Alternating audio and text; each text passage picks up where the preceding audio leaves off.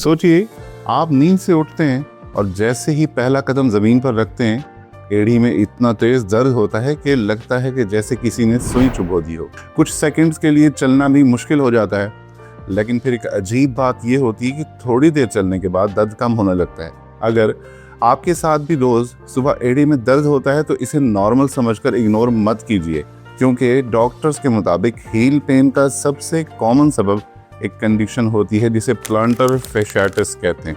और हैरानी की बात यह है कि बहुत से लोगों को पता ही नहीं होता कि उनको ये प्रॉब्लम है। आज की वीडियो में मैं आपको बताऊंगा कि हील पेन की असल वजह क्या है, किन लोगों को ज़्यादा होता है और वो सिंपल तरीके जिनसे अक्सर लोग बगैर किसी ऑपरेशन के रिलीफ पा लेते हैं। कल मेरे पास एक पेशेंट आया, उसने कहा कि डॉक्टर साहब, सुबह उठते ही एड़ी में इतना शदीद दर्द होता है कि पहला कदम रखना ज़मीन पर बहुत मुश्किल हो जाता है, लेकिन कुछ ही देर के बाद दर्द खत्म हो जाता है। जब मैंने उसे चेक किया तो पता चला कि उससे प्लांटर फैशियाटिस है।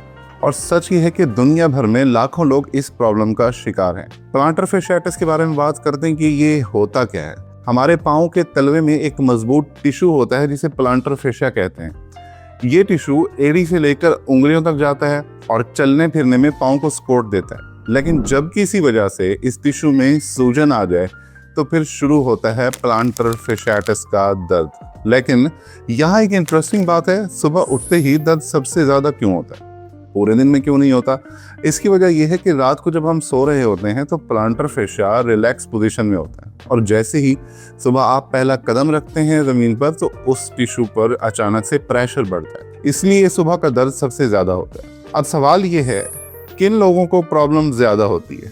ये प्रॉब्लम ज़्यादातर 40 से 60 साल के लोगों में और औरतों में ज़्यादा देखी जाती है। लेकिन एक और ग्रुप है जिसमें ये प्रॉब्लम बहुत कॉमन है, वो मैं आपको बताता हूँ। लेकिन उससे पहले हमारे चैनल प्रो हेल्थ फार्मासिस्ट को सब्सक्राइब कर लीजिए ताकि हेल्थ रिलेटेड वीडियोस आप तक टाइमली पहुँच सके। वो लोग जो रोज़ घंटों तक खड़े रहते हैं, जैसे कि वेटर्स, शेफ्स, सर्जन्स, टीचर्स या फिर सोल्जर्स, क्योंकि इन लोगों के पाँव पर लगातार प्रेशर पड़ता रहता है। लेकिन सिर्फ खड़े रहना ही वजह नहीं होती, कुछ और फैक्टर्स भी हील पेन का रिस्क बढ़ा देते हैं। जैसे अगर आपका वजन ज़्यादा है, पतले सोल वाले जूते पहनते हैं, हार्ड फ्लोर पर देर तक खड़े रहना, और इसके अलावा प्रेगनेंसी।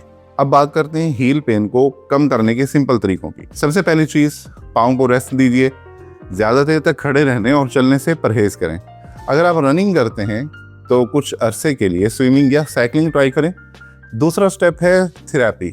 बर्फ़ को टॉवल में लपेटकर एड़ी पर 10 मिनट तक लगाएं। ये सूजन और दर्द दोनों को कम करता है। तीसरी इंपॉर्टेंट बात है कि बेयर फुट चलना अवॉइड करें और हमेशा ऐसे जूते पहनें जो सॉफ्ट सोल और सपोर्ट वाले हों। हील पैड्स या इंसोल भी बहुत मददगार होते हैं इस मामले के अंदर। एक और चीज़ जो हील पेन में मदद करती है वो है सिंपल स्ट्रेचिंग एक्सरसाइज।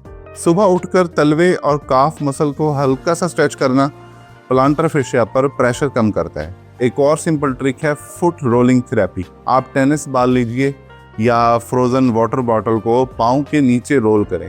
पाँव के नीचे उसको रखकर ऐसे रोल करें, इससे प्लांटर फैशिया रिलैक्स हो जाता है और दर्द कम हो सकता है। सुबह बेड से उठते ही अचानक चलना शुरू ना करें, पहले पाँव को हल्का सा मूव करें और उसको स्ट्रेच कर लीजिए, फिर धीरे से ज़मीन पर कदम रखें।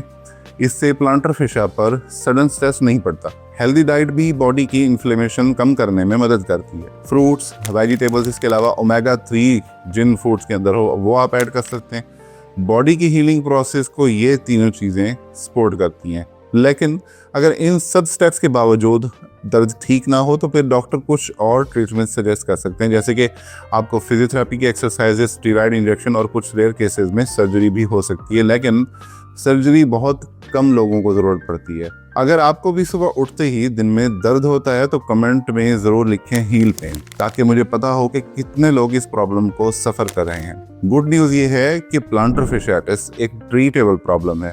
अक्सर लोग सिंपल लाइफस्टाइल चेंजेस और प्रॉपर ट्रीटमेंट से ठीक हो जाते हैं। अगर आपको वीडियो पसंद आई हो तो लाइक और शेयर करें, और हेल्थ की ऑथेंटिक मालूमात के लिए हमारे चैनल प्रो हेल्थ फार्मासिस्ट को सब्सक्राइब करना ना भूलिएगा। आज की वीडियो के लिए इतना ही, मिलते हैं अगली वीडियो में। अल्लाह हाफिज़।